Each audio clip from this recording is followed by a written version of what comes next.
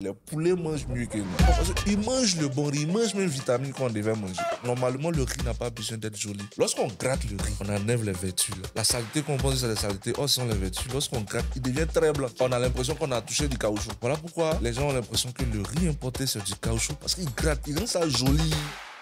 Dans ce deuxième épisode des choses à dire, j'ai eu le plaisir de recevoir Stéphane Thiagueux, entrepreneur dans l'agroalimentaire et producteur de riz, mais également serial entrepreneur à succès. Il s'est confié en long et en large sur sa vie, sa passion du riz et de l'agriculture, mais avec quelques coups de gueule qui valent la peine d'être écoutés. Alors ça démarre maintenant.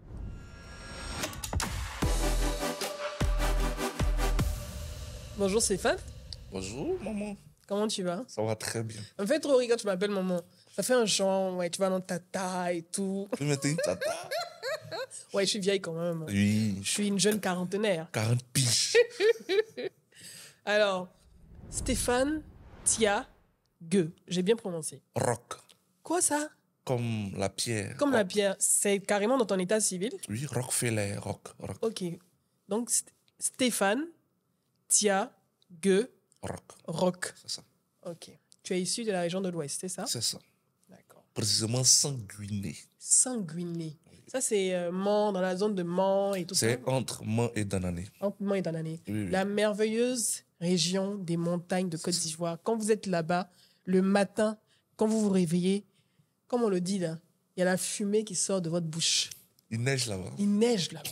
Franchement, c'est pour moi, la région de l'ouest de la Côte d'Ivoire, c'est un peu comme une Suisse brute, à l'état brut en fait. Il y a tout à faire là-bas. Bon. Et c'est là-bas qu'on trouve le meilleur café, le meilleur riz, le meilleur ananas, la meilleure huile rouge. C'est ça. J'ai fait un vrai talacon pour ta région. Merci beaucoup. Bon, c'est aussi ma région. Hein. Je suis une bleue. Maman bleue. Maman bleue. C'est ça. Alors, j'ai donné ton nom, mais je veux aussi te présenter. D'accord. Comme je te perçois. Ok.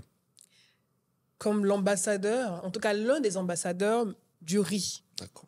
Monsieur Riz, comme j'aimerais le dire, Monsieur Riz en Côte d'Ivoire, parce que tu utilises tes réseaux sociaux.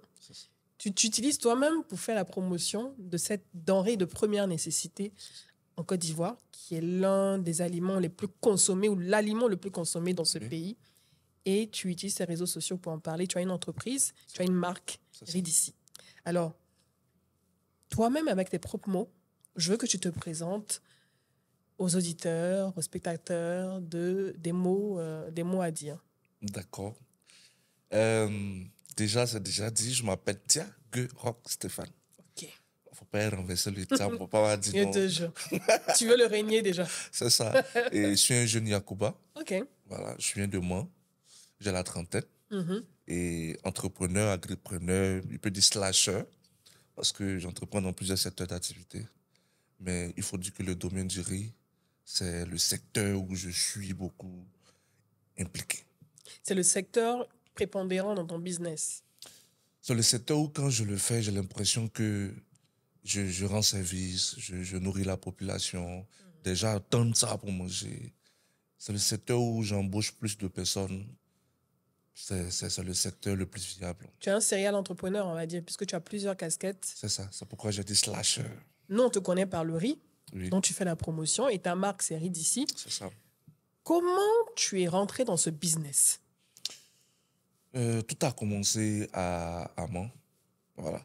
Parce que déjà, il faut dire que j'ai jamais eu envie de faire l'agriculture. Hein. Ah, tu n'as jamais eu envie de faire l'agriculture? Tu es tombé dedans comme ça, par hasard? C'était pas ta destination? Non. Ton métier de rêve? C'était être douanier, quoi. Être douanier? Voilà. Pourquoi vous voulez tous être douanier, en fait? Non, mais il y a l'argent là-bas. Et quand j'étais au lycée... lycée... Comment? Non, mais sérieusement. Un douanier, c'est un fonctionnaire de l'État de Côte d'Ivoire. Oui. Quand on est douanier, pourquoi on a l'argent? Parce que je veux comprendre ce mythe-là. Oh, je ne sais pas si elle a le droit de dire ça ici, mais mon cher, au lycée, on avait des mentors qui étaient des douaniers. C'était à l'aise. On voyait comment l'argent rentrait, donc j'ai toujours rêvé d'être douanier. Et finalement, un jour... Est-ce que tu as suivi ce parcours et tu t'es arrêté à un moment donné? Oui, après ils ont le même lycée. Lancé, je crois, il y a un concours. Voilà, après, il y a des formations et tout. Mais ça n'a pas marché une première fois. Ça n'a pas marché? Non, ça n'a pas marché. Et ça t'a découragé? Non, pas du tout. Si passer concours et puis refuser, décourager là aussi. Les gens n'avaient plus passé concours. Parce que souvent, on te dit il y a 800 places, C'est et ça. puis il y a 101 000 inscrits. C'est ça. Mais les gens reprennent chaque année. Et Non, tu as non, ça ne refait m'a le pas concours. découragé. Voilà, c'est le destin qui a tout changé. Donc, tu n'as pas refait le concours Non, j'ai fait ça une seule fois. une seule fois. Et puis, le sac de riz vient te frapper la tête. Bon, De quelle manière? je rentre au village. Je vais saluer maman. J'ai décidé de faire une semaine avec elle. OK. Et je vois que pendant la période, elle achetait le riz à la boutique. Tu vois un peu le moment, elle se réveille à 10 heures, elle va à la boutique, elle achète 1 kilo en fonction du nombre de personnes qu'il y a à la C'est maison. ça. Elle gère un peu la Elle gère un quantité. peu 1 kilo, souvent demi-kilo. Et ça, les gens servent à la boutique. Voilà. Donc, il dit, mais maman, tu es au village, À Sanguiné, à Sanguiné, et tu achètes le riz à la boutique. de riz importé, alors que Riz importé. tu es dans une région. Bon, maman, je sais que peut-être n'a pas trop la force de planter le riz, mais au moins il y a des planteurs du riz ici. Elle dit, oui, mais pourquoi tu n'achètes pas le riz? Non, mon fils, c'est cher. Ah, le riz local Voilà, c'est cher. est cher, était cher. C'était cher. Parce qu'il faut dire, à cette période, bon, c'était pas trop Stéphane qu'on connaît là. C'était dur. Eh, Voilà, donc la vieille, elle gérait avec C'est le ça. riz importé. Et ça coûtait moins cher. Avec ses 300, 350 à l'époque, elle pouvait avoir ses ça, 1 il y a kilo. combien de temps comme ça? Il y a combien d'années? Ils sont en train de parler de 2010, 2009. Hein. OK. Voilà, 2010, 2009. Donc, environ 14, 13 ans. Voilà. Et là, ça m'a choqué, j'ai réfléchi dessus. Je rentre en ville. Ma collaboratrice, c'est avec qui je fais le riz à Tcholomon. Quand tu dis que tu rentres en ville, Abidjan, Abidjan. Ok. Voilà. Celle avec qui je fais le riz à Tcholomon, que je salue de passage. on la salue. Voilà, Miss Sanogo. Comment elle s'appelle? Miss Sanogo. Miss Sanogo Sanogo. Aminata. Voilà. Et lors d'un afterwork, on s'assoit. Et elle aussi, elle m'explique que sa maman achète le riz importé. OK. Elle aussi n'a pas trouvé ça normal. Et c'est ainsi qu'on a commencé à travailler dessus. Bon, c'était un état de fait, hein, de toute façon, parce que presque tout le monde achète du riz importé C'est ça, c'est en ça. Côte d'Ivoire, que ce soit à Abidjan ou à l'intérieur du pays. C'est normal, c'est la C'est base. ça. Et toi, tu as été choqué C'était choqué. par cette situation. Mais c'est pas possible, tu peux être au village et puis tout à ta portée. Voilà, et tu vas acheter le riz importé. Qui vient d'ailleurs. C'est ce qu'on a travaillé dessus. On a décidé d'acheter le riz chez les riziculteurs. OK. On n'était pas plantés au début. Dans quelle région? Toujours à Sanguiné? Non, non, non, non. Puisqu'on était à Abidjan, moi, était trop loin. Peu loin, oui. Donc, on a commencé dans la zone de Yamsokro, Saint-Fra, Gagnon, Arroa, Gayo, Mama, tout ça. OK. Voilà. Et avant, on achetait le riz. On a commencé 2 millions. On achetait environ Donc, 4 vous êtes associés tous les deux Voilà. avec 2 millions. Vous avez acheté du riz, Du riz. local avec ces C'est ça, producteurs. avec ces producteurs. On envoie sur Abidjan, on trie, on met dans des emballages vierges qu'on distribuait. OK. Un peu jusqu'en 2016, où on a décidé d'appliquer la stratégie de marketing de porte-à-porte. D'accord. On a sacrifié 1 tonne, on a fait dans des paquets de 1 kilo, c'est sorti 1000 paquets. 1000 paquets. On a mis nos contacts dessus et on a distribué gratuitement. Ah, gratuitement. Voilà, on a commencé à C'est la engrainer. stratégie de freemium, c'est-à-dire que vous donnez d'abord gratuitement Voilà, pour que la personne puisse tester. c'est ça. Et lorsqu'elle est emballée C'est et ça. elle a accroché au produit, Effectivement. elle est prête à payer pour On la a suite. commencé dans la cité derrière le 22e arrondissement. OK. Angré, voilà. Angré. Oui. Et après, il y a Cité Geste aussi, ainsi de suite. On allait à Star 11, Star 7. Et en tout cas, on a réussi à distribuer ces 1000 paquets dans le quartier d'Angré. Donc, 1 tonne. Vous avez perdu 1 tonne Donc, environ en marketing. dans 1000 maisons.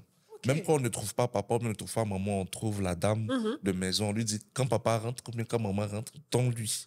Et il y a le numéro de téléphone qui est dessus. Qu'elle goûte, si c'est bon, qu'elle nous appelle. Et c'est là que Ridicia a fait un boom. En pourcentage, sur les 1000 sacs, en pourcentage, combien de retours vous avez eu de clients qui vous ont rappelé? Bon, pour être réaliste, je peux dire presque tout. Waouh! Presque tout.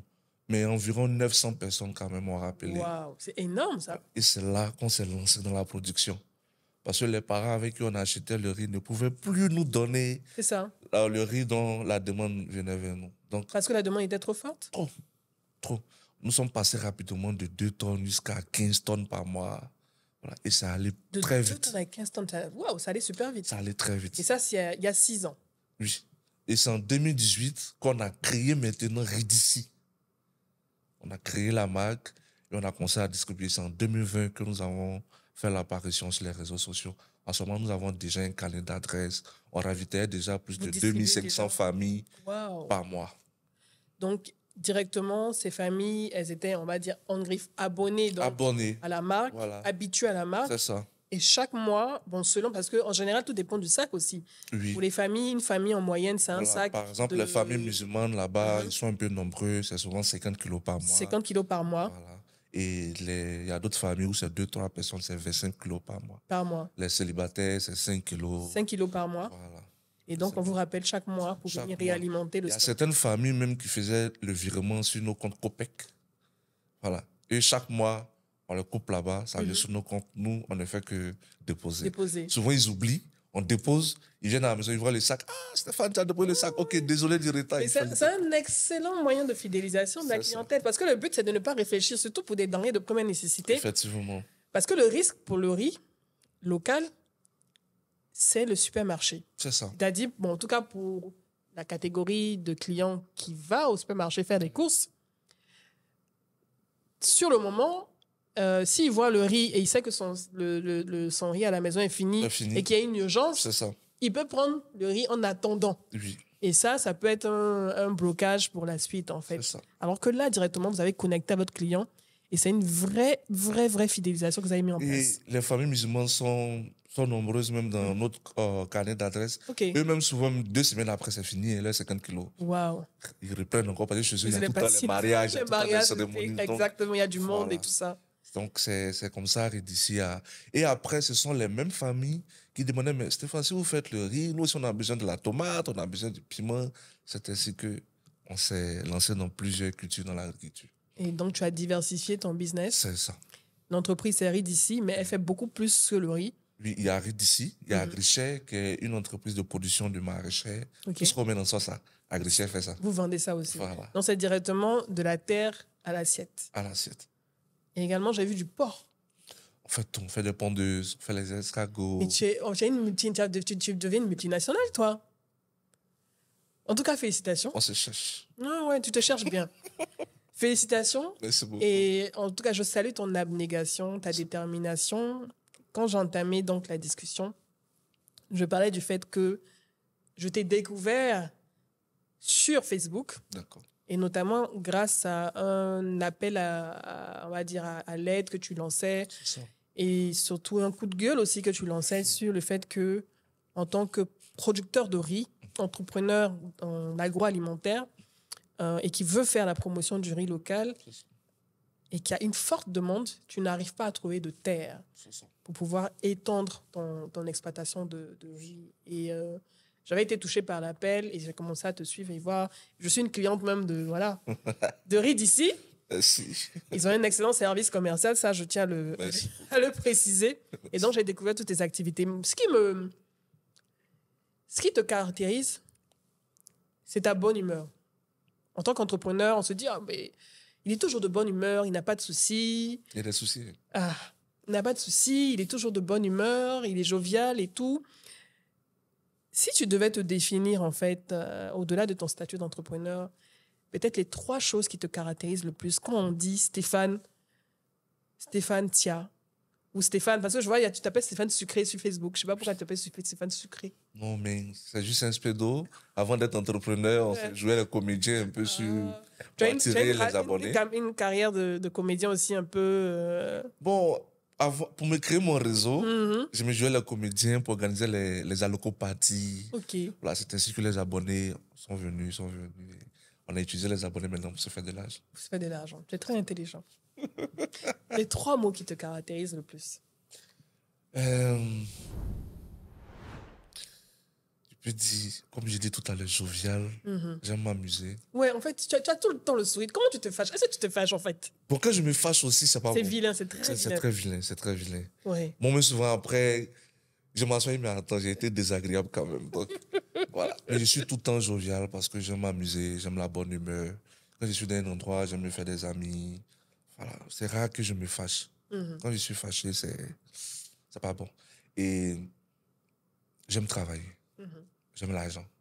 Parce que à la base, je suis méchant. Ah, à la base, Stéphane méchant. est méchant. Voilà. Donc, lorsque tu viens me demander de l'argent, je ne veux pas te donner. Par contre, j'ai des idées que je peux te transmettre pour te faire de l'argent. En fait, Là, tu si apprends, toi, tu apprends à la personne à pêcher. pêcher. Voilà. Tiens, voici, avec tes 10 000 francs, là, voilà ce que tu peux faire pour avoir peut-être 12 000, 13 000, 14 000, 15 000 la semaine prochaine. Si tu veux, tu fais. Si tu veux, tu fais pas. Mais mon argent, il n'est pas te donner. Mais tu n'es pas méchant. Non, je ne suis pas méchant, mais voilà. Mais d'autres Tu vont es dire, il est réaliste méchant. avec la personne. C'est comme ça. Donc, j'aime pragmatique. travailler et j'aime tous ceux aussi qui aiment travailler. Voilà. Après ça, j'aime manger. Tu aimes beaucoup manger. J'aime beaucoup manger. Bon, ça, tu produis de l'agroalimentaire, évidemment que C'est tu ça. aimes Donc, manger. lui qui aime toujours manger est toujours content. Mhm. Voilà comment manger. Non, mais franchement, ça, je tiens à saluer parce que tu arrives à communiquer ça à je pense, à tes clients, C'est ça. aux gens qui te suivent. Oui. Mais en même temps, tu arrives à faire passer le message. Ok. Et ce message, pour en revenir au riz, qui est une des denrées alimentaires qui est malheureusement la plus exposée C'est ça. au choc externe. Oui. Quand je dis choc externe, on parle de la crise en Ukraine, de la guerre en Ukraine, au Moyen-Orient et tous les autres chocs. Et les pays qui sont des pays exportateurs de riz vers la Côte d'Ivoire, quand ces pays décident de bloquer et d'interrompre l'exportation de leur riz, on subit également une flambée des prix. C'est ça. Toi qui produis du riz local, quelle est de quoi as-tu besoin? Ou bien, quelles sont les solutions que tu proposerais, en fait, pour faire de telle sorte? C'est vrai que c'est une phrase bateau et c'est une proposition qui peut paraître bateau. Mais quelle proposition tu ferais pour amener la Côte d'Ivoire à effectivement devenir autosuffisante en riz? Quels sont les blocages qui font qu'on n'est pas autosuffisant en riz? D'accord. Et ces blocages, il y a plusieurs niveaux. Mhm. D'accord, nous allons commencer par les parcelles. Il existe deux types de parcelles. Les gens pensent qu'on fait forcément le riz dans le bas-fond. Oui. Et les bas-fonds, il y a ce qui est bas-fond aménagé et il y a bas-fond pluvial. Voilà, c'est les bas-fonds pluvial, on compte sur Dieu, On attend la pluie on attend la pluie. S'il pleut, on est content. S'il pleut pas, on pleure. et on n'a pas d'argent. On n'a pas Et d'argent. on ne produit pas de riz. C'est ça.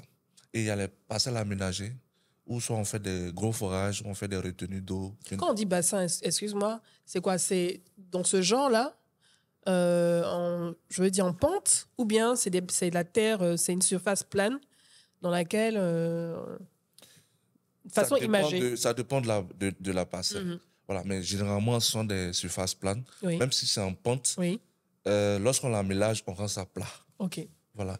Il y a une retenue d'eau où on crée des passages d'eau dans des casiers de riz qu'on fait. Mhm. Voilà. Donc, c'est à l'agriculteur d'ouvrir le passage d'eau pour faire entrer l'eau dans les casiers. C'est ça. Et même quand il y a trop d'eau, il y a une manière encore de faire sortir de l'eau en ouvrant encore d'une autre côté. Ok. Voilà. Donc là, l'agriculteur contrôle l'eau, L'irrigation. l'irrigation. Il contrôle l'eau. Et il peut faire 3 saisons facilement par an. 3 saisons. Voilà, 3 saisons. Donc, planter 3 fois, récolter 3 fois dans l'année. C'est possible avec les parcelles aménagées. Et en dehors des parcelles aménagées, comme tu disais, si ce n'est pas une parcelle aménagée, il faut qu'il pleuve, donc tu dépends de la volonté de Dieu. C'est ça, de la volonté de Dieu. Et c'est maximum une saison, ou bien maximum 2 saisons dans l'année. Ceux qui sont courageux et ceux qui ont les moyens arrivent à faire 2 saisons dans l'année. Mais le parent au village qui n'a pas assez de moyens, il fait une seule saison. Waouh. Voilà. Et quand il finit de récolter en juin, Uh-huh. c'est fini, c'est fini. Et comme il gagne de l'argent après, Ah ben là, il se débrouille avec les petits champs de gombo, donc vivrier. vivrier, nous, il fait toutes les activités. Bien sûr, il a un champ de cacao qui est en production quelque part là-bas. Il se défend dessus jusqu'à la prochaine saison. Donc, c'est une souffrance, on peut dire. Oui, c'est terrible comme. Et ces parcelles aménagées, il y en a au pays, il n'y en a pas assez. Parce que le problème, c'est l'irrigation. Il faut avoir un cours d'eau Il faut avoir une coupe à d'eau. proximité pour pouvoir irriguer l'eau jusqu'au bassin. Et pour pouvoir irriguer, c'est un gros investissement. Ce sont des machines qui doivent venir aplatir. Voilà, ce sont des machines qui font le casier. Et il n'y en a pas à portée de main.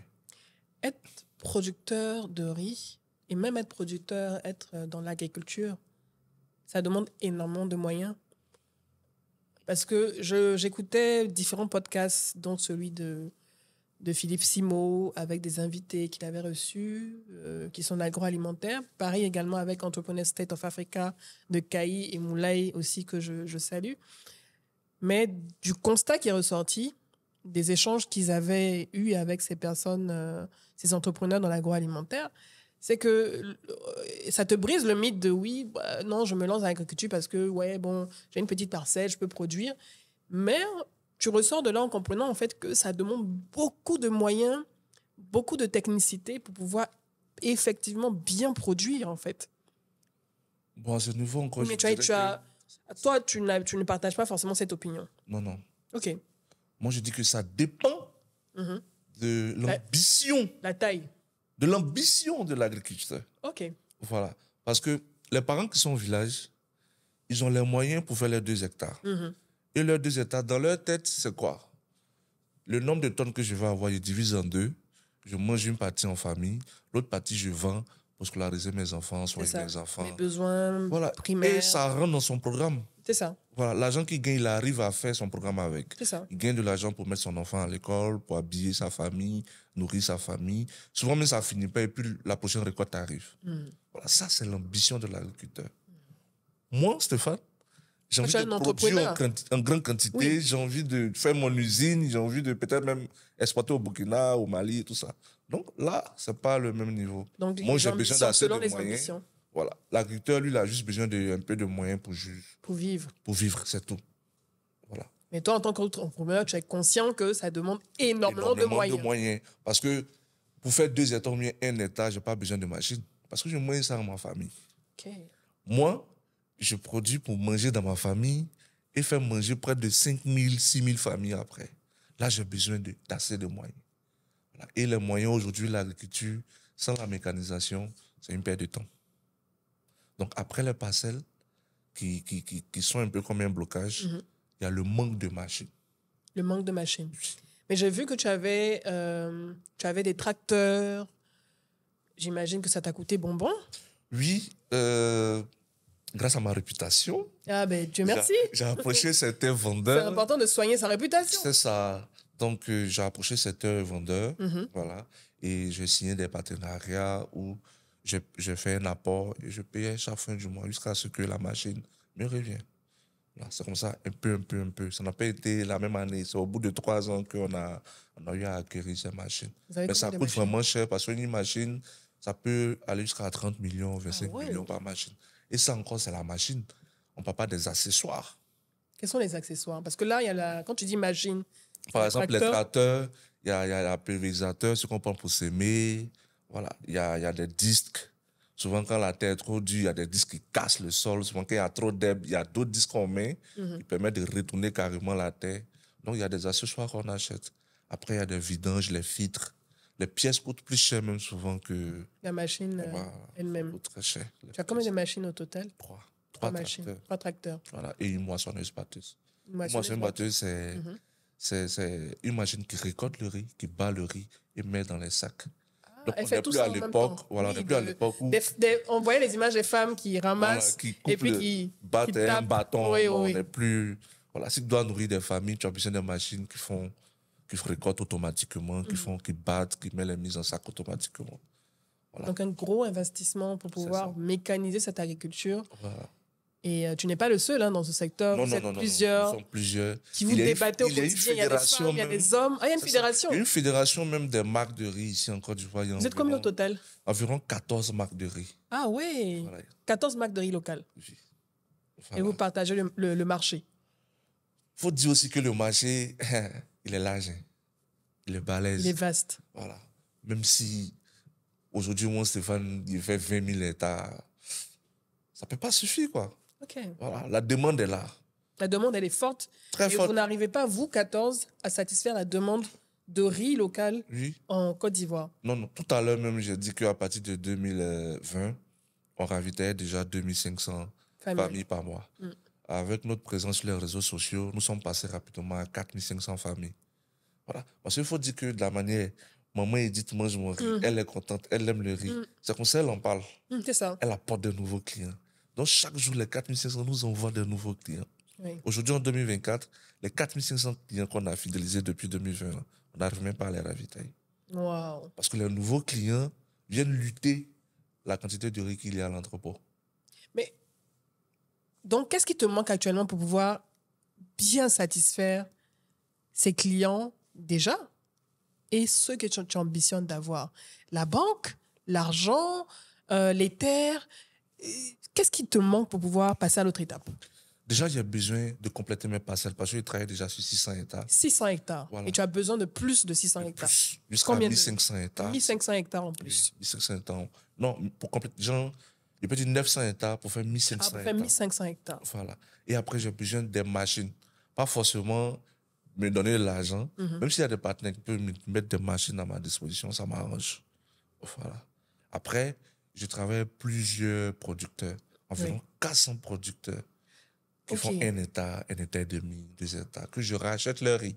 D'accord. Donc, tu as tes parcelles de riz et tu travailles également avec des producteurs chez qui tu achètes aussi du riz local. Voilà. Lorsqu'ils finissent de produire, mais lorsqu'ils produisent avec leurs propres moyens, ils n'ont plus l'obligation de me vendre leur riz.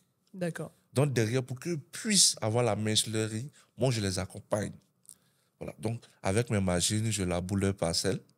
Je les accompagne en semences, en intrants, c'est-à-dire les engrais et tout. Après, à la récolte, ils ont besoin de ma machine pour récolter. Parce que s'ils doivent aller louer une autre machine, ça leur coûte environ 120 000 francs à l'hectare.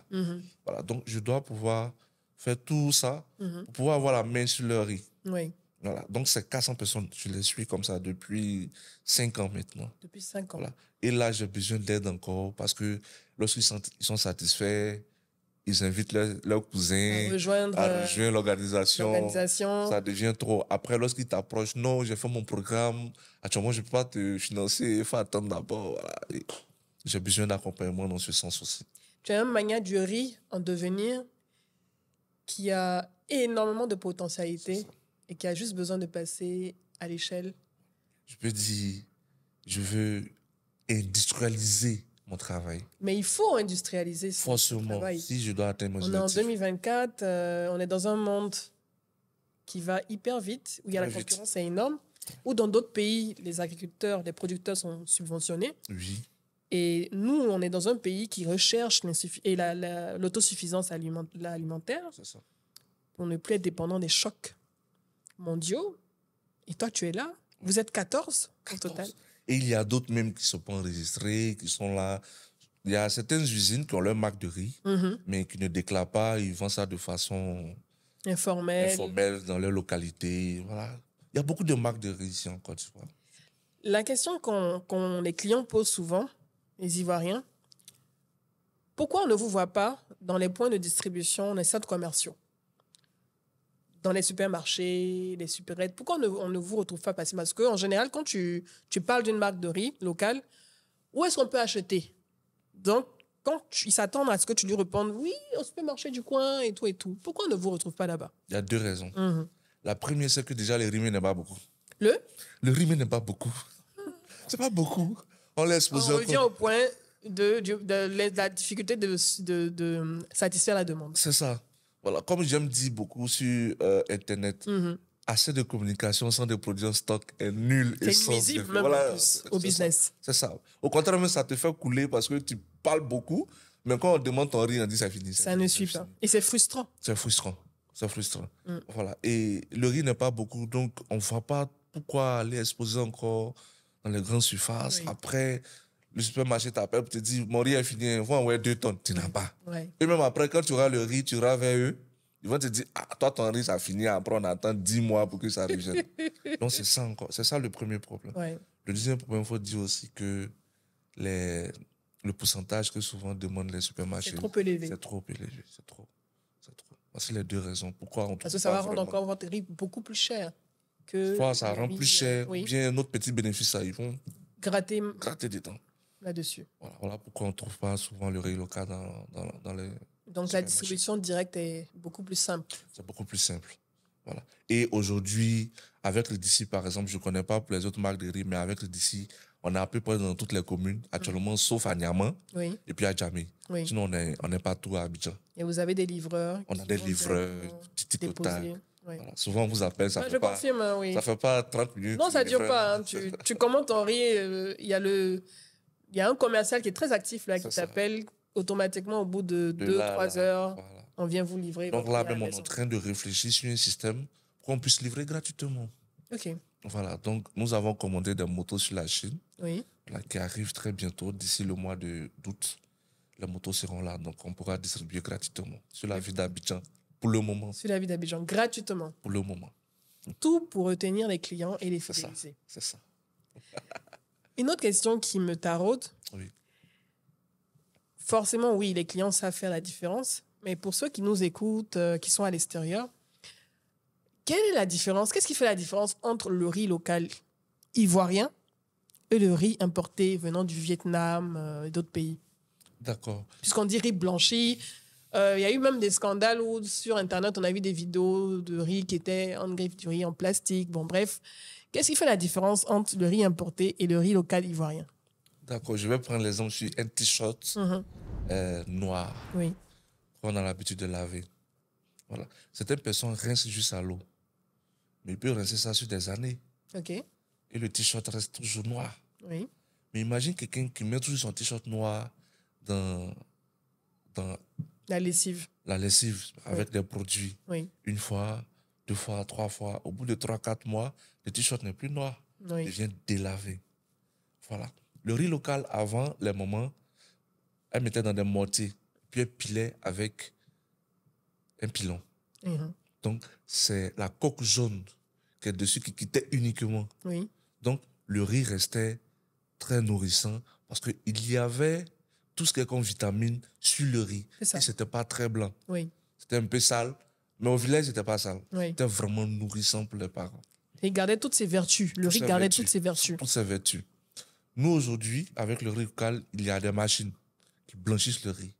Mais on blanchit à 60%, souvent à 61%. Comment on blanchit le riz? Avec quoi? Avec une machine. D'accord. C'est-à-dire, le blanc qui a fabriqué la machine, sûrement il est venu en Afrique, il a vu comment Les mamans voilà, les pilaient. mamans pilaient, il a créé un mécanisme où le riz rentre dans une machine et ça enlève juste les écorces. OK. Voilà. C'est pourquoi le riz n'est pas trop blanc. On a l'impression que c'est sale, mais c'est du riz local. Il y a encore les vertus, ça sent bon, c'est très nourrissant. Lorsqu'on gratte le riz, on enlève les vertus là. La saleté qu'on pense c'est la saleté, oh, ce sont les vertus. Lorsqu'on gratte, il devient très blanc. Et Ok. on a l'impression qu'on a touché du caoutchouc. OK. Voilà pourquoi les gens ont l'impression que le riz importé, c'est du caoutchouc parce qu'il gratte, il rend ça joli. Oui. Voilà. C'est trop blanc. C'est trop blanc, il rend ça joli comme ça. Non. Oh, normalement, le riz n'a pas besoin d'être joli. C'est ce qu'on gratte dessus là, c'est ça qui est nourrissant, c'est ça qui est le riz. C'est ça. Voilà. Voilà pourquoi moi, aujourd'hui, ça me fait mal de le dire, mais les poulets mangent mieux que nous. Ils mangent le vrai riz. Ils mangent le vrai riz parce que lorsqu'on blanchit le riz, c'est ce qu'on appelle la farine basse là, que la machine éjecte. C'est ce que les producteurs récupèrent et ils vont donner ça au poulet. Voilà pourquoi les poulets, les chèvres grossissent. Ils sont bien en forme. Ils sont bien en forme parce qu'ils mangent le bon riz, ils mangent même vitamines qu'on devait manger. Et nous, on mange tout ce qui est blanchi. Voilà la différence OK. entre le riz local et le riz importé. Eux, ils raffinent ça en grattant le riz pour En laisser grattant. le caoutchouc qui est à l'intérieur. C'est ça. Il peut dire que c'est le noyau du riz. Le même qu'ils cœur ont fait, là. du riz. Voilà. Mais tout ce qu'il y a autour, tout ce qu'il y a comme vertu disparaît. Ils ont tout enlevé. Et toi? Et le riz local, nous, on garde ça. Nous, on ne rend pas ça blanc joli. Non, nous, on garde les vertus. Donc, excusez-nous s'ils pensent que c'est sale. C'est pas sale. C'est vitamine, là, tu vois. C'est les vitamines. C'est la vitamine du riz, là, ça qui est dessus, là, comme ça. C'est pas la saleté. Et toi, tu as du riz. Tu as, en plus de ce riz, tu as du riz violet. J'ai du riz violet Il y a et du j'ai riz du noir. riz blanc qui a les mêmes vertus aussi que le riz violet. C'est quoi le riz violet? C'est quoi les vertus du riz violet? Le riz violet, c'est, bon, les entreprises gouvernementales qui s'occupent de produire la semence ont développé ces semences-là pour les parents diabétiques. OK. Voilà, parce que le taux de sucre est moins là-bas. Oui. Voilà. Mais moi, aujourd'hui, avec Ridici, j'ai développé une semence. Voilà. Le riz aussi, il est blanc, mais il a les mêmes vertus que le riz violet. Parce qu'il faut dire que le riz violet, dans certaines localités, le kilogramme coûte 2000, Ah, c'est 2500. cher. C'est cher. Parce que normalement, le riz, on a 700, 600 le Normalement. kilo. Et Voilà. tout. Et les parents n'ont pas assez de moyens bien pour sûr. qu'ils vont acheter tout le temps. Même nous-mêmes, 2000 le kilo. Toi aussi. Donc, nous, on a développé une variété, le blanc aussi, mais avec les mêmes vertus. Le taux de sucre n'est pas élevé. On fait le kilogramme à 1000 francs. Non, riz d'ici fait de la recherche et développement. Oui, Vous êtes bien. on travaille avec des Égyptiens qui nous aident aussi dans ça. La coopération sud-sud. Ah, très intéressant. Il y a le riz violet. Il y a aussi du riz noir. Oui. Mais c'est la même chose. En C'est les mêmes vertus. La même vertu. Donc, on revient au riz des régions. Quelles sont les régions où on retrouve le riz et quelles sont les spécificités de chaque région où on produit du riz? Il y a le riz de Danané qu'on connaît. Oui. Il y a quel type de riz encore par région? Par région, déjà, il y a l'ADERI. OK. L'ADERI. L'ADERI, voilà, qui est l'agence de développement et d'appui Du du riz. riz en Côte d'Ivoire, qui travaille avec Africa Oest, la CNRA, qui ont développé des semences qu'on appelle des variétés de luxe, OK. qu'ils ont donné des noms scientifiques comme GT11, C26, Aurelius, Jasmine, il y en a plusieurs. Lorsque vous partez, par exemple, à Danané, à Mans, vous allez voir une variété que les parents là-bas cultivent depuis des lustres. Ils D'accord. appellent ça le riz Danané. Le riz Danané. Voilà. Lorsque vous venez dans la région de Yamoussoukro, eux, ils utilisent les semences de l'ADERI. Donc, GT11, voilà, les variétés long grain. Lorsque vous partez à Saint-Fra, Gagnois, ils vont vous parler du riz BT.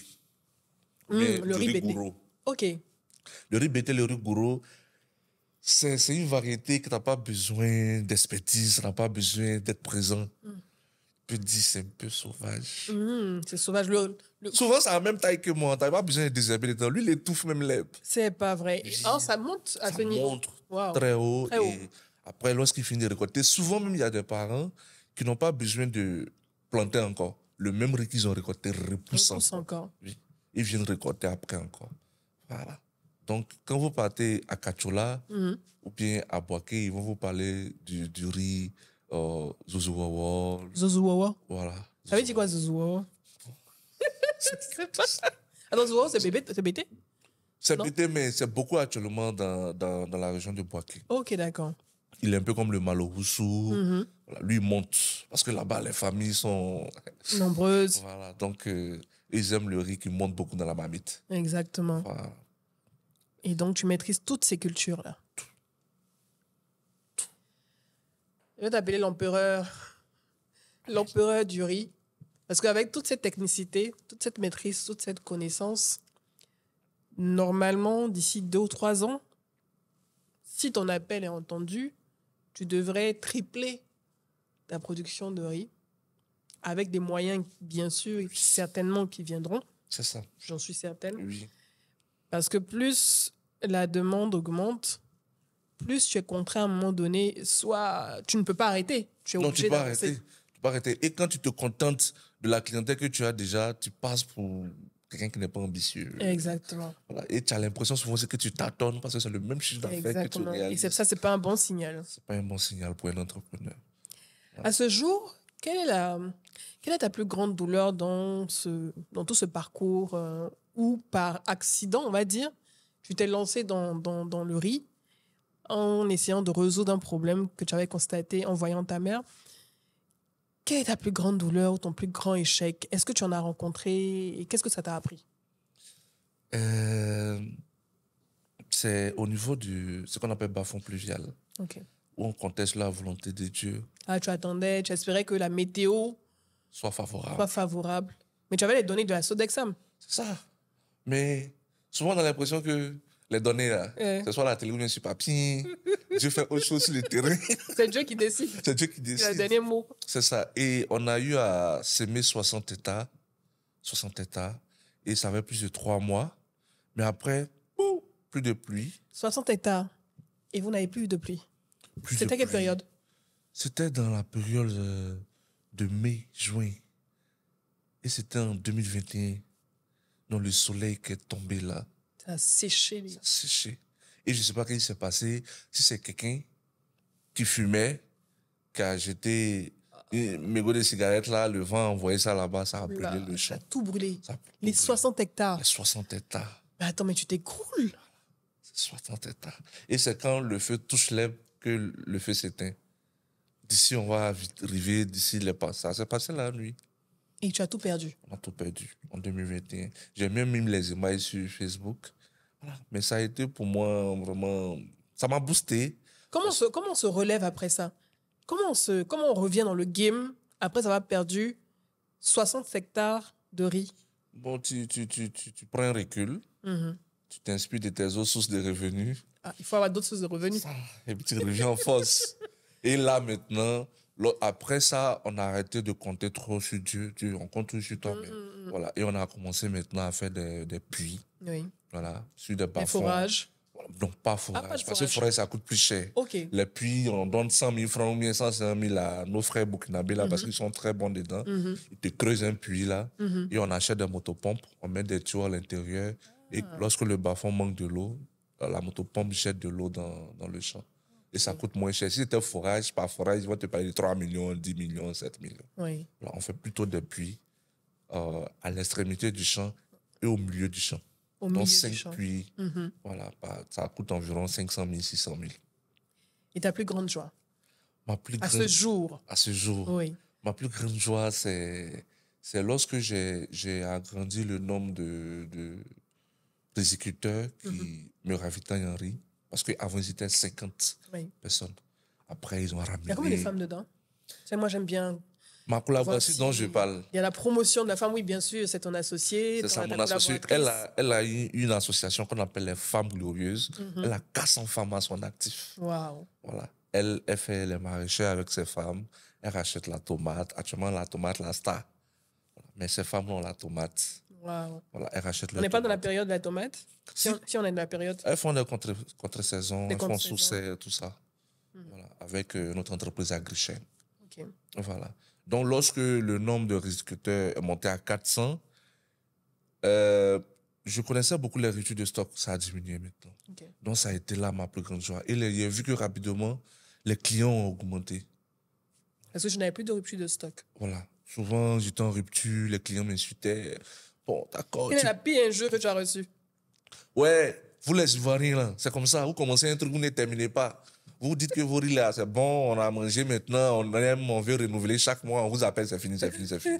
Ivoiriens, même, c'est toujours comme ça. Vous commencez un truc, vous ne terminez pas. Vous lancez des choses, vous ne suivez pas. Voilà, vous ne suivez pas. Et puis, eux, ils pensent que, bon, c'est parce qu'on ne veut pas faire. Oh, c'est juste que ça finit, ce n'est pas de notre faute. Voilà. Par contre, si j'ai assez de passer à l'aménager, je pourrais faire 3 saisons par an. Là, tu fais 2 saisons?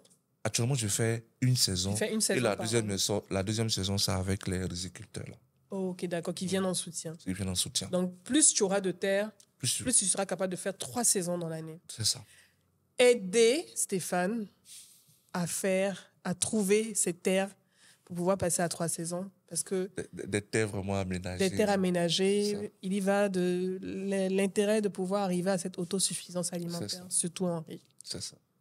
On a parlé de joie, on a parlé de douleur. Aujourd'hui, tu as une communauté Oui.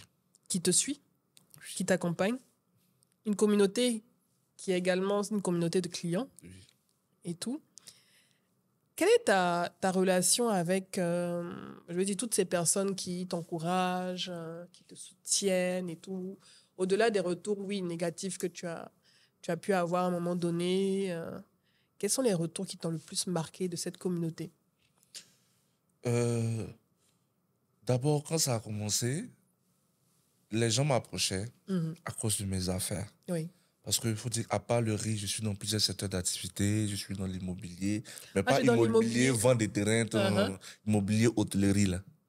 Ah, tu fais de l'hôtellerie? J'ai plusieurs résidences meublées que j'ai même Non, mais enregistrées. Stéphane, J'ai même enregistré sur une application mobile qu'on appelle Cool Endroit. cool endroit. Cool Endroit. K-O, K-O-O-L, endroit, mais endroit, collé. collé. Cool Endroit, un site web, on peut réserver et tout.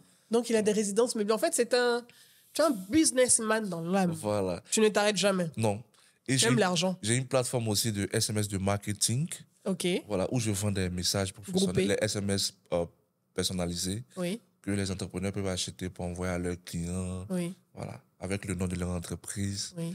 Il y a plusieurs activités, en tout cas. Je suis dans le transport. Tu es dans le transport. Bon, peut-être que tu seras dans le cinéma, je sais pas, ou bien... Non, pas encore. Pas encore. C'est un peu trop compliqué. Non, c'est pour moi. compliqué. Hein, ça. Voilà. Tu dépenses plus d'argent là-bas. Et puis, il faut retenir les tests, tout C'est ça. ça, C'est c'est trop compliqué, compliqué. Il y a des oui. chiffres à retenir. Voilà. Donc, j'ai été dans plusieurs secteurs, mais avant d'arriver dans l'agriculture. Et ces secteurs-là ont inspiré mes abonnés. Oui. Donc, avant, j'étais en contact avec mes abonnés. J'organisais des rencontres gratuites où chacun venait payer sa consommation. C'est ça. c'était un plaisir pour moi. Comme je disais tout à l'heure, j'aime pas partager mon argent, mais j'aime partager mes idées. Tes connaissances. Voilà. Et ce qui était spécial avec moi, c'est qui a agrandi ma communauté, c'est que je partageais pas des idées que j'ai jamais expérimentées. C'est ça. Par exemple, quand je te dis, fais la vente de pain condiment, c'est parce que j'ai eu des box de vente de pain condiment. Je sais combien on met dedans, combien on gagne. Et j'ai même créé même une marque, je peux dire un peu comme une référence sur les réseaux sociaux, que j'ai appelé Business Juteux. OK. Voilà. Donc, c'est ce qui m'a amené, je peux dire même, qui m'a approché de ma communauté. Donc, tu donnes des... Tu as un mentor aussi? Tu donnes des... Oui, du coaching, tu fais du coaching. je dis pas que je suis un coach. Oui. Voilà, mais c'était un... Donc, quand je dis coaching, il faut pas dans le sens auquel tu penses, Voilà. auquel on pense. Voilà. Mais quand je dis coaching, tu as forcément des jeunes qui t'approchent Qui du côté, m'approchent qui et veulent je devenir m'arrange au entrepreneurs, moyen. qui veulent être dans l'agroalimentaire C'est et ça. tout, qui veulent faire comme toi. Ouais, écoute, tu m'as demandé, d'accord, mais je suis occupé. Est-ce que tu as le temps ce soir à 22h parce que c'est à l'heure où je rentre? C'est ça. Je peux t'accorder 1 heure du temps pour répondre à toutes tes questions. Exactement. Donc ça, je faisais ça beaucoup avec les abonnés. Souvent même, je les regroupais dans des groupes WhatsApp où ils me posent les questions, je finis de répondre, je ferme le groupe. Tu vas dormir. Voilà. Donc c'est ce qui a fait que j'ai eu une forte communauté. Après, lorsque ce sont les internets, hein, c'est Internet, quand on voit que tu es aimé, il y a forcément, quand tu es aimé, il y a forcément des gens qui t'aiment pas. C'est ça. Donc, voilà. Après, tu as l'impression que aussi que tu perds ton temps parce que tu fournis de l'effort gratuitement que les gens ne reconnaissent pas. Oui. Donc, après, tu coupes Tu te et fermes. tu te fermes, tu es plus concentré sur tes activités. Qu'est-ce qui te donne envie de te lever chaque matin? D'abord, je suis l'aîné. Ah, tu es l'aîné de ta famille. Vous êtes combien? Nous sommes 5. OK. J'ai 2 petites sœurs, 2 petits frères. Ah ouais. Voilà. Et ils m'attendent, ils me regardent. Ils comptent sur toi. Ils comptent sur moi. Parce que lorsqu'ils se réveillent le matin, c'est Ils une continuent leurs études, ils vont à l'école. Oui, ils vont à l'école. C'est une fierté pour eux de dire dans leur entourage, oui, mon grand frère, il bactérie, mon grand frère fait élevage de temps, mon grand frère, tant. Donc, après, il ne faut pas les décevoir. Parce que si j'abandonne, je me dis que ça va beaucoup jouer sur leur inspiration, sur leur motivation. Donc, ça, c'est un. 2, ce qui me motive encore, c'est que j'ai envie de faire le tour du monde. J'ai envie de faire le tour du monde. Tu es allé dans combien de pays déjà? Je peux dire 7 pays. D'accord. J'ai fait la Chine, j'ai fait le Maroc, j'ai fait le Sénégal, j'ai fait la Turquie, j'ai fait Dubaï. Voilà. Mais j'ai fait Guinée aussi. Tu as fait Guinée, tu as fait l'Afrique quand même. Ça, c'est nos voisins. C'est à côté. C'est chez nous. C'est chez nous. Donc, je ne peux pas dire que j'ai fait le Burkina, mais c'est nos voisins, c'est nos frères. C'est le même pays. Donc, voilà. Quand tu dis ça, en fait, c'est que tu as envie de prendre une pause Voilà, pour c'est-à-dire, découvrir le monde. j'ai envie de vraiment créer une industrie OK. où lorsque je dors, l'argent rentre. C'est ça. Et voyager. J'ai envie de vraiment connaître les autres pays, découvrir T'évader. comment les gens qui sont en Australie voient les serpents dans le plafond, C'est ça. comment la Chine. J'adore la nourriture chinoise. J'ai envie d'aller aux États-Unis, voir les gratte-ciel. J'ai envie de me promener, aller à Bora Bora, Seychelles, Martinique, tout ça. J'ai envie de me voyager. J'adore les Des voyages. brassages de culture. Voilà. Donc, Est-ce que c'est parce que quand tu as déjà j'estime, vécu Est-ce que c'est parce que tu as déjà vécu un burn-out à un moment donné, c'est-à-dire une surcharge émotionnelle ou la fatigue en fait? Est-ce que tu as vécu ce moment de fatigue? Oui. Parce que si vous remarquez, moi, je suis sur le terrain. Oui. Voilà, je ne suis pas le genre d'entrepreneur où je suis assis dans un bureau, ou peut-être c'est le week-end seulement, je prends pour aller sur le terrain. Non, non, non. Moi, je ne suis pas au bureau. Ma collaboratrice, elle est sur le terrain, moi, mais elle est plus beaucoup au bureau. Administratif. Voilà. Moi, je suis sur le terrain. Si tu me vois sur le terrain, tu arrives peut-être dans l'un de mes restaurants, tu vas penser que je suis le serveur, parce que je suis sur le terrain. Ah, souvent, tu as dit, je vois le boss. Mais le boss, C'est le boss qui est là. Mais il en lesquels, là. C'est comment? C'est comment? C'est quel boss ça? Donc, moi, je suis sur le terrain. Oui. Et un moment, c'était vraiment compliqué. Parce que j'ai eu un problème avec la main-d'œuvre. OK. Il y a Ça, eu c'est un point moment, difficile. oui, en 2019, je ne sais pas qu'est-ce qu'il y a eu. Il y a eu un événement en 2019 où j'ai oublié un peu, mais la jeunesse, tous les employés soient démissionnaires, pas que ils sont maltraités ou bien ils sont mal payés, mais lui qui vient aujourd'hui, non, je vais passer concours, non, j'ai fait telle formation. Donc, il y a eu un moment où mes activités ont chuté, carrément. Parce que ceux qui travaillaient bien, qui donnaient la force à l'entreprise, beaucoup sont partis. Te lâcher. Voilà, soit parce qu'ils ont d'autres ambitions, et c'est normal, et je les Bien sûr. encourage, je les félicite, mais ils partaient, soit ils ont eu leur visa. Je crois que c'est dans la période où les gens obtenaient beaucoup les green cards. Voilà. Les green cards, ok. C'est ça. C'est dans Aller la aux période- États-Unis. Voilà, aux États-Unis, les green cards. Oui. Voilà, beaucoup obtenaient le green card.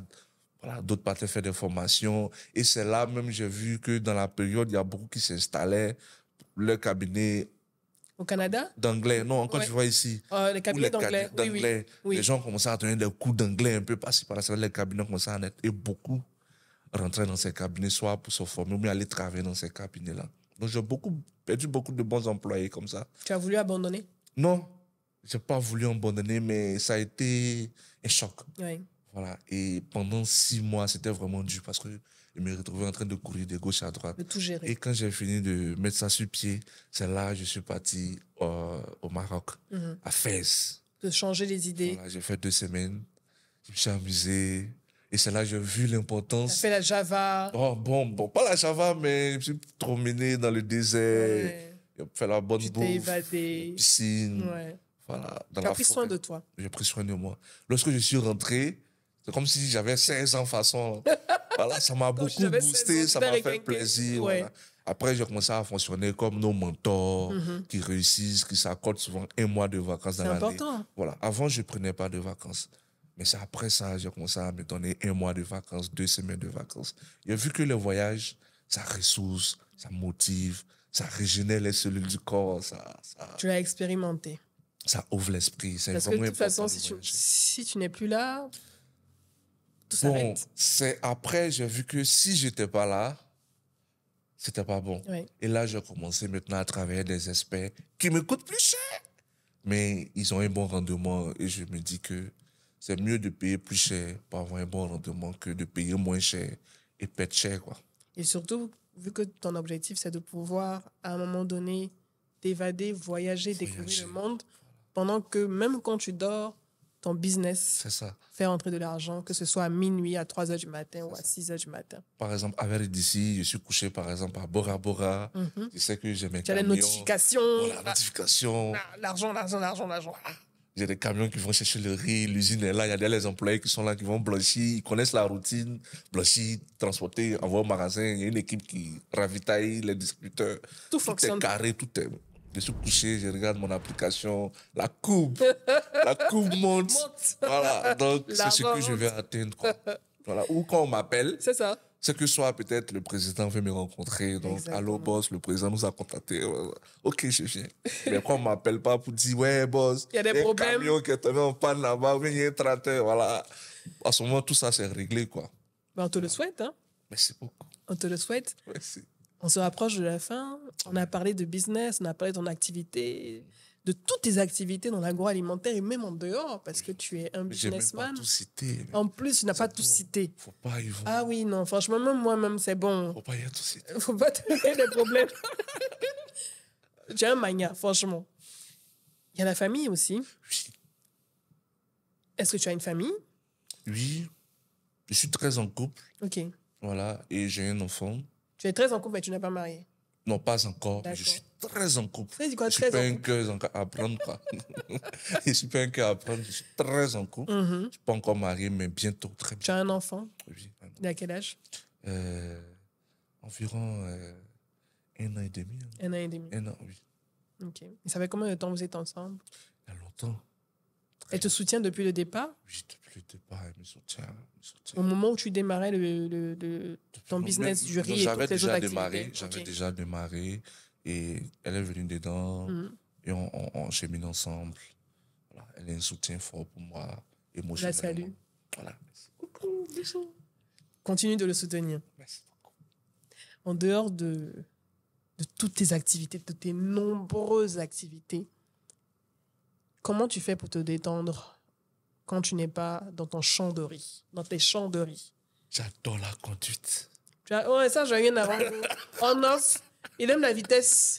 Les radars, faites attention à lui. J'adore la vitesse. Voilà. Mais tu Même- fais attention, Oui, attention oui, à la oui. vitesse, c'est Oui, pas oui. conseillé, ça Non, c'est c'est pas important de le conseillé. rappeler, il faut respecter il Les faut dire que- limitations de C'est vitesse. ça. Mhm. Mais c'est sur l'autoroute, c'est pas dans les quartiers. Bon, l'autoroute, ok, c'est 100 km/h maximum. 150, non, 110. 110, c'est pas la vitesse, c'est normal. C'est normal. Mais 170. Tu aimes aussi tuner les voitures? Oui, parce que lorsque tu conduis, c'est-à-dire la musique à bord n'est pas nécessaire. Lorsque le moteur tape, Oui. ça, tu vois, ça... Mais donc, je pense qu'à un moment donné, tu vas essayer d'aller aller voir une compétition de Formule 1, par exemple. Mais j'ai lancé, c'est-à-dire j'ai provoqué les gens un moment sur Facebook, Mhm. où j'ai dit que, bon, les gars, vous aimez trop bavarder sur Facebook ici, venez, moi je donne 5 millions, chacun donne 5 millions, on dépose dans un commissariat, on contacte peut-être... on contacte Abidjan Podcast Studio pour filmer ça en direct. Le premier arrivé à Korogo remporte. Si on est 10, ça fait 50 millions. Mais ça, c'est pas réglementaire. Oui, mais on allait rendre ça réglementaire. Mais il y a réglementé ça. déjà une compétition il y a des compétitions de rallye. Mais on en n'est Côte pas des d'Ivoire. professionnels, on est des amateurs. Donc, on allait les approcher, ils allaient nous coacher, et puis rendre ça Parce qu'il y a comme, des véhicules adaptés pour un peu la comme une compétition. télé-réalité. Mais ça allait des véhicules. Parce que moi, j'ai dit, il a parlé du Peugeot 406. Oui. Les gens ont dit, non, là, quand je revêtu ça, non, Mercedes C300 termine. Et OK, allons-y. C'est de vrais passionnés. Zéro candidat. Zéro candidat. Je voulais leur montrer que je ne dois pas faire Formule 1, mais la conduite, C'est ta passion. j'adore la conduite. Et souvent, quand je suis stressé, quand j'ai un souci et que j'arrive pas à trouver la solution, il suffit que je prenne le volant, je vais sur l'autoroute. Sur l'autoroute. Je fais taper le moteur, ça me permet de m'évader, de réfléchir. Et rapidement, d'ici, je vais revenir, j'ai déjà trouvé une solution.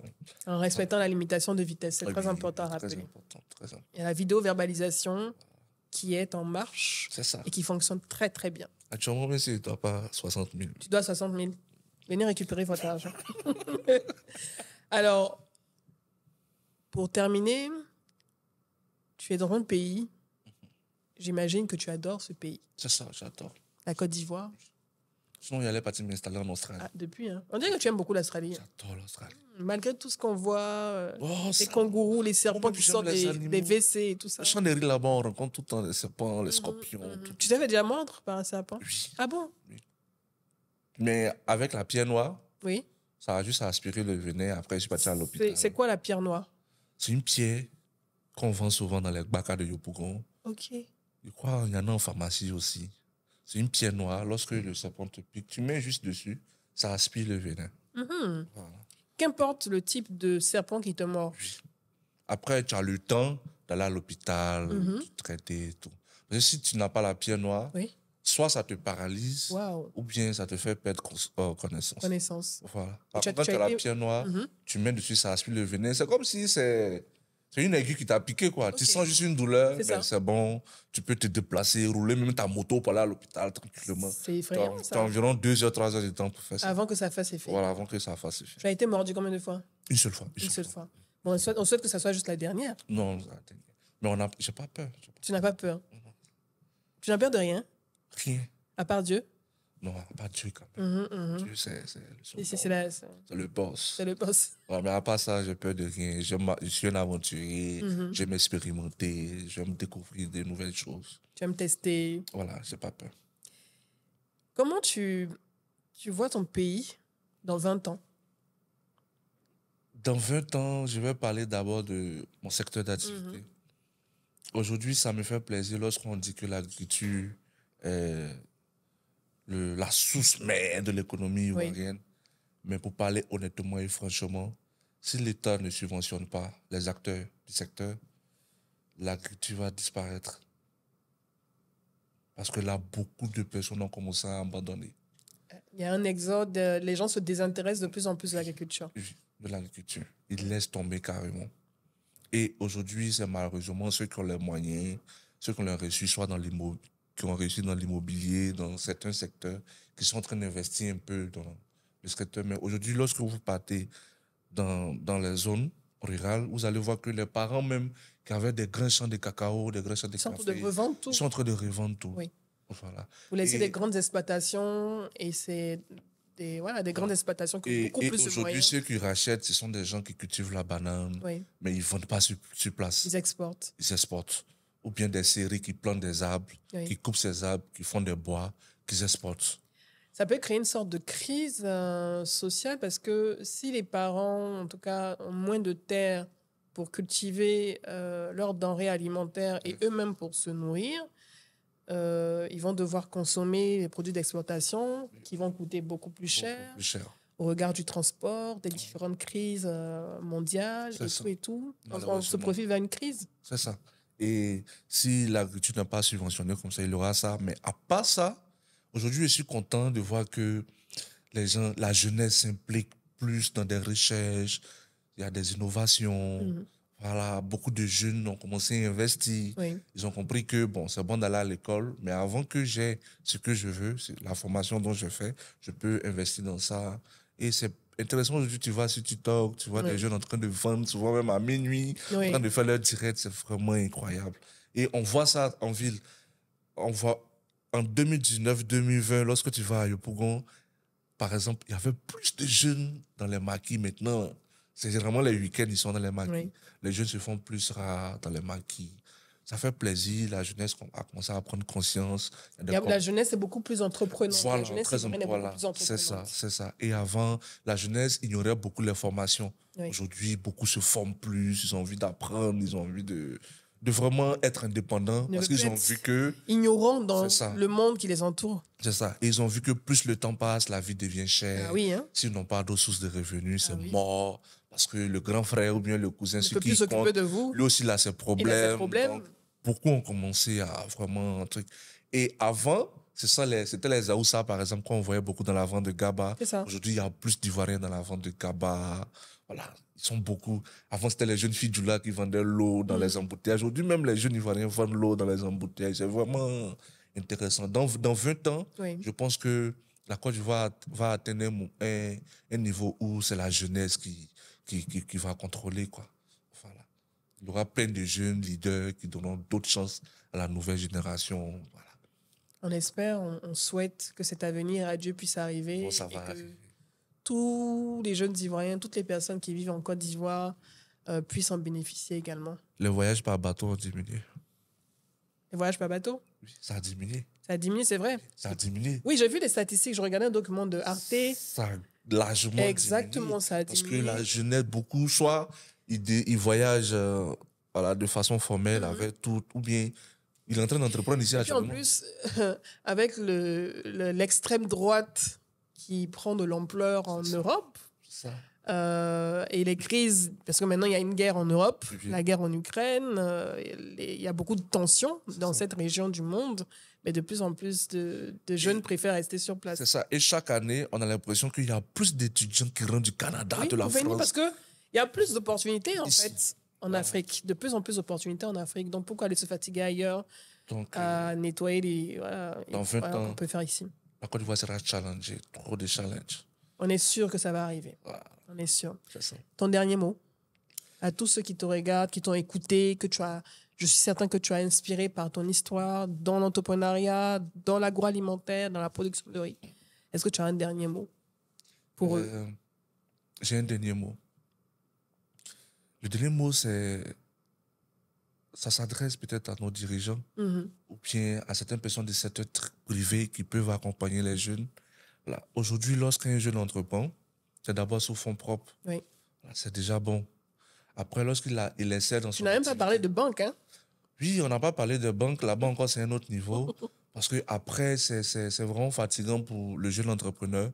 Parce que la caution souvent que les banques demandent, si par exemple le jeune, il a une garantie de 30 millions, 40 millions, c'est vrai, il a besoin de 50 millions. Mais s'il a une garantie de 30, 40 millions, pourquoi mettre ça en aller, garantie? Or, c'est mieux de vendre cette garantie-là pour travailler sans stress. C'est ça. Voilà. Donc, les banques ne sont pas souples. Et c'est ce qui souvent décourage la jeunesse. Qu'est-ce Et que tu penses souvent- des initiatives comme l'Agence Emploi Jeune qui apporte du financement au projet des jeunes et qui Ça apporte des encore, garanties? Est-ce que tu connais des personnes qui ont déjà expérimenté? Je connais des gens, et malheureusement, ce sont des gens soit qui sont sur Internet, ou bien des gens qui s'en forment, qui sont sur Abidjan. Oui, Aujourd'hui, lorsque tu es à l'intérieur du pays, tu parles de l'agence emploi jeune, ils ne connaissent pas. ne connaissent pas Donc, l'emploi jeune aussi ne communique pas assez suffisamment. suffisamment et ne va pas vers la jeunesse. Il faut pouvoir organiser des forums, les motiver à faire des business plans. Aujourd'hui, il y a des jeunes qui ont des bons projets, Oui. mais ils n'arrivent même pas à écrire. écrire sur... Tout est dans leur tête. Ouais. Oh, c'est pas ça. Tu vas pas arriver devant un investisseur et puis bavarder dans ta bouche. Voilà, pour pouvoir mettre sur un papier, pour le rassurer, pour qu'ils voient les chiffres, qu'ils voient comment ça sera dans 2-3 ans. Exactement. Voilà. Et aujourd'hui, les jeunes ont du mal à faire ça. Donc, l'emploi jeune ne communique pas, la banque n'est pas souple. Bon, les investisseurs privés aussi se font rares. Il faut aider un réseau pour les connaître. On ne peut pas faire aussi des levées de fonds parce que c'est réglementé. C'est réglementé, très réglementé. c'est difficile. Et aujourd'hui, on voit des jeunes qui commencent des activités qui abandonnent. Oui. Voilà, c'est pas parce que l'activité n'est pas viable, ou bien c'est pas parce que il n'a pas fait un bon étude du marché, ou bien c'est pas parce qu'il n'a pas vraiment étudier le terrain, la qualification de faire l'activité. C'est juste qu'arrivé un moment, il était étouffé, les charges augmentaient. Quand il a régressé, aujourd'hui, les gens aiment le blim-blim. Si l'activité n'est plus blim-blim, passe à autre chose. Et il y a certains produits ou bien certaines entreprises qui se vendent parce que la personne est derrière connue. Exactement. Il y a des gens qui achètent des produits parce que lui qui fait l'activité est connu. C'est ça. Voilà. Et quand il n'est pas connu, il n'a plus la clientèle, il finit par abandonner. Ouais. Et c'est ce qui fait que souvent, il y a des jeunes qui ont des bonnes activités. Lorsqu'ils commandent, tout le monde le félicite, tout le monde aime, mais après, ça disparaît. Parce qu'il n'est pas soutenu. Il s'est essoufflé, en fait. Voilà, il est essoufflé, il est fatigué. Ouais. Voilà. Aujourd'hui, il y a 3 millions qui rentrent comme bénéfice. Quand il finit d'enlever les charges, c'est les 200 000, 300 000 qui restent. Par contre, s'il est accompagné et que sur 10 ans, bon, pas 10 ans, c'est trop. Sur 6 mois, sur 1 an, 2 ans, il y a un financement qui prend en compte ces charges-là. Ça lui permet de bien respirer, de voir que son entreprise est rentable, de pouvoir économiser et pouvoir évoluer. Voilà. Donc, nous sommes dans un secteur très fragile. Oui. Beaucoup ont remarqué qu'avec le coronavirus, la guerre d'Ukraine, la quantité de riz qui rentrait a diminué. Oui. Et beaucoup se sont rabattus sur le riz local. Oui. Voilà pourquoi j'ai fait ce poste-là que vous avez vu sur Internet. Parce qu'il arrivait un moment où on n'avait plus de riz. Oui, parce que l'Inde avait bloqué son exportation de riz pour privilégier ses populations. C'est ça. Voilà. Et il n'y avait plus de riz. Oui. Les gens se plaignaient. Bon, le riz importé manque. Vous aussi, le riz local, on se rabat. Si vous voulez, il n'y a plus de riz. C'était frustrant pour nous. C'était vraiment très, très frustrant. Parce qu'il y a le marché qui est là. On a la possibilité de servir ce marché et on n'a pas les moyens. Voilà. On a juste les moyens de servir 2 3 000, 4 000 personnes. C'est ça. Mais après, c'est pas suffisant. Et donc, ton message à ceux qui nous dirigent. Voilà. S'ils peuvent vraiment nous aider à mécaniser nos secteurs, à faciliter le ravitaillement, à agrandir la production. Voilà. Mécaniser la production, mécaniser encore la transformation et faciliter la production pour que le riz soit accessible aux consommateurs, qui sachent qu'il y a des gens ici en Côte d'Ivoire qui produisent un bon riz, voilà, riche en vitamines, raffiné, très bon, bien parfumé. Et en plus vous serez accompagné, plus vous produirez, plus vous pourrez rapporter de l'argent à l'État. C'est ça. Plus on pourra produire de l'argent à l'État et vendre aussi le riz à bas prix. Exactement. À la population. Parce que lorsque c'est mécanisé, un travail où on prend 60, 50 personnes pour travailler, 2-3 machines le font. Oui. Donc, on économise en argent. Du coup, on peut vendre le riz moins cher. Ou bien vendre la tomate moins cher. Parce que vous avez un gain de temps, un gain de productivité. Voilà. On gagne comment on appelle ça, un truc. Le coût de production baisse. Baisse, oui. Voilà, si on est subventionné, si on est mécanisé, tout ça. Voilà. On te souhaite et on souhaite à tous les autres acteurs du secteur, les 15 autres, et ils sont plus nombreux encore, de ce secteur du riz, d'être totalement subventionnés, en tout cas dans les prochaines années, par nos dirigeants, par l'État, comme ça se fait ailleurs, pour qu'on puisse produire suffisamment et même dépasser même la demande locale pour pouvoir satisfaire cette demande, mais pour pouvoir également vous gagner de l'argent et faire gagner de l'argent à l'État pour apporter votre plus au PIB. C'est ça. Merci Stéphane. Merci maman. Tiague Rock. Merci beaucoup pour ce partage d'expérience. Merci. Pour t'être livré. Merci.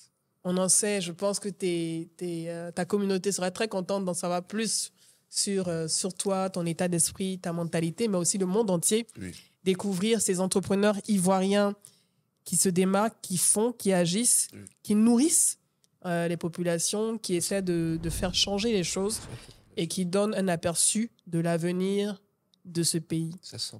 Tu avais des choses à dire, tu les as dites. Merci beaucoup Merci. et on se dit à bientôt.